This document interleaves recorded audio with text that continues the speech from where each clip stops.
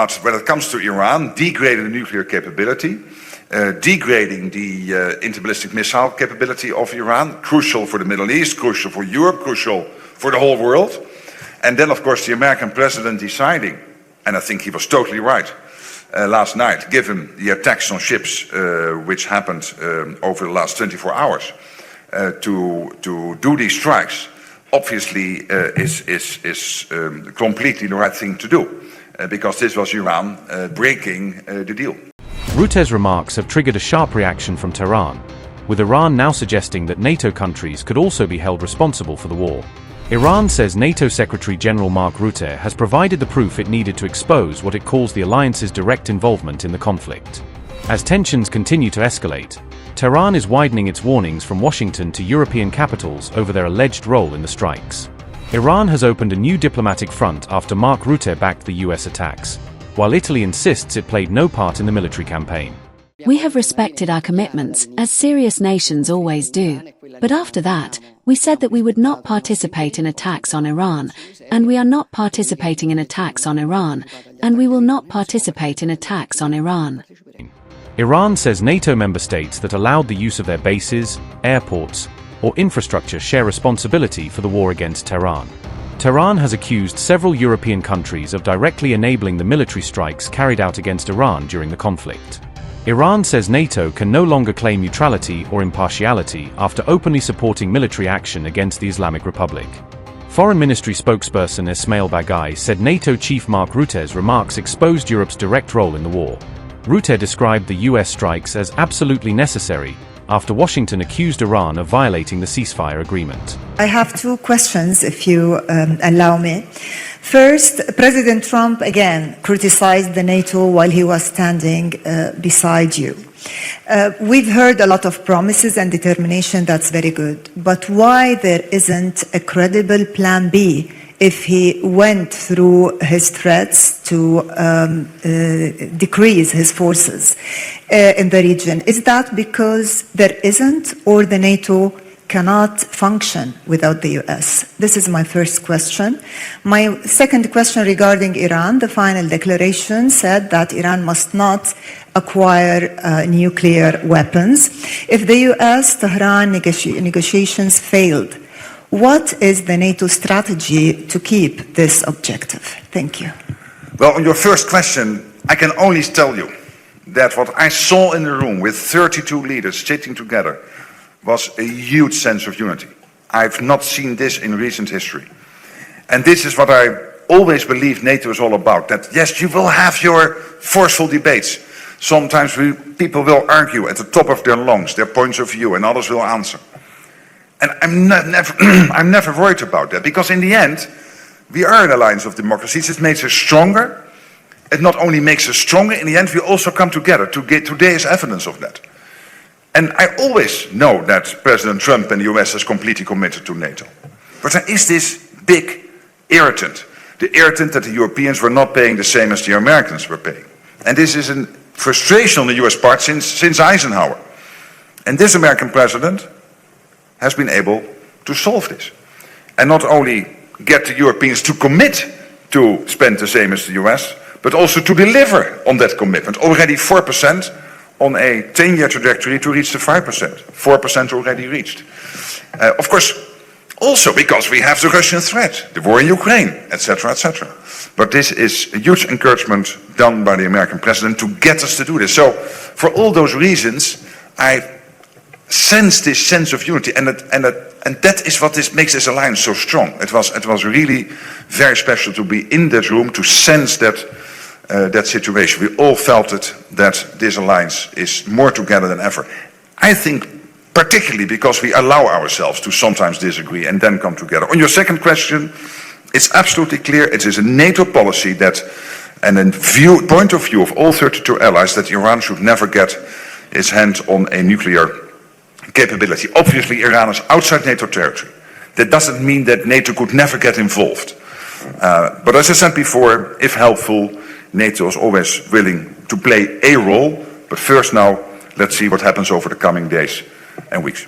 If that conflict enlarges again, are you concerned at all that that could divert money, munitions, resources, attention from stopping the war in Ukraine? No, because the United States is so strong and powerful, it can do both. Obviously, we still have to produce more. That's anyway a goal we have both in the US and in Europe and in Canada. But when it comes to Iran, degrading the nuclear capability, degrading the interballistic missile capability of Iran, crucial for the Middle East, crucial for Europe, crucial for the whole world.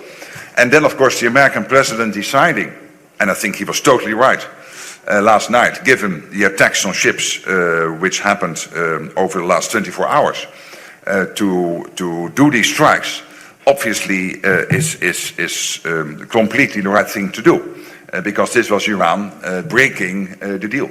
If the ceasefire ends completely and the war is back on, do you support European countries to contribute more into this conflict? And if Donald Trump makes a statement like that to call them for aid, do you support his call? Thank you. Yeah, obviously this is not so much NATO, this is individual European allies having bilateral agreements with the United States, which have been negotiated over the years when it comes, for example, to the use of bases, etc. And I know when it comes to this that the United States is disappointed. And what I pointed out is that this is about individual cases, isolated cases. When you look at Europe as a whole, massively the Europeans have done what they bilaterally agreed with the United States when it comes to these agreements. Just a couple of minutes ago, he said we will hit them hard tonight. So what is the NATO standing in the sense, especially there are certain countries like Spain is not really collaborative with NATO ally. Will NATO really fully support this, attacks or involve, especially when the topic comes to Strait of Hormuz?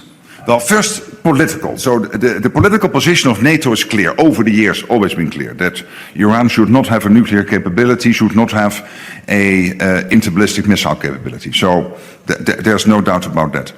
That's the political side. Then the practical side. NATO itself is not involved. This is outside NATO territory. Iran accused Mark Rutte of attempting to legitimize NATO's involvement by publicly praising Washington's military actions. Tehran says Rutte's comments prove that NATO member states actively supported the military campaign against Iran. Iran warned that countries facilitating attacks against its territory must also bear responsibility for the consequences. The latest diplomatic confrontation signals that Iran is now expanding its criticism beyond Washington to include the wider NATO alliance. Meanwhile, Italian Prime Minister Giorgia Meloni reiterated that Italy neither participated in, nor intends to participate in, military attacks against Iran. To discuss the possible reduction of American troops in Europe, he returned to the issue of Orlando. I would like to know if during these minutes we have been the subject of discussion, and if you feel like ruling out a reduction of American troops by 2026. Look, what I can tell you is that no, these two topics were not the subject of our discussion today, which I have to say was a very positive meeting. A bit tentative, but it was a positive and constructive atmosphere of unity, and therefore these issues were not discussed. Regarding the American troops, it was current, and we were not informed. No formal disengagement, after which you know that within NATO there is discussion of burden shifting, that is, how the European allies, the European column of NATO, should take on more responsibility within the territory European, to allow the American column to deploy in other areas that are now considered priorities. The presence of some heads of state and government from the Indo-Pacific region somewhat illustrates how the alliance tries, let's say, to adapt to the new scenarios and new responsibilities. So I don't rule anything out. Clearly, I don't rule anything out, and I believe that, let's say, it shouldn't be a scenario that catches us off guard. Because you know better than I do that the United States has been discussing, under several presidents, the need for a gradual disengagement from Europe, which is not a political disengagement. Disengagement to allow the alliance to be more present in different areas, and as I have told you on many occasions, I also consider this an opportunity for Europe to take greater control of its own affairs. Look, I am obviously very concerned about what is happening in Iran. I think you understand. By ourselves because, and we cannot rule out that this might also spread to the other areas of this delicate region. After that, We are trying to work towards the diametrically opposite direction. That is, I do not lose hope in the possibility of a negotiation in Iran. I believe that so far, let's say, the military option in this case has not brought such concrete results, and I think we must insist on the ability and possibility of a negotiation, and Italy will obviously be committed in this regard. Clearly, negotiations, direct talks between Israel and Lebanon are a fundamental part of this Middle Eastern security architecture. And I think it is great news if it is confirmed that the next round of negotiations will indeed be held in Rome. In the meantime, I consider it great news that the negotiations are progressing. Good evening, Mr. President. Today, Donald Trump said this morning that Italy has been terrible in the use of the bases. So I ask you if tonight the American government were to ask you again to land a plane at Simonella, an Italian base, that would then participate in kinetic operations in Iran. Would you say no again? Would the government say no again? And then a brief comment on the words of Secretary Rutte, who said, regarding the American attack in Iran last night, that it was necessary, a light attack was needed. Do you agree with these words? I was not at the negotiating table, so I cannot tell you what the right answer to your second question is, because I do not know how much room there really was to proceed with negotiations and how much there wasn't.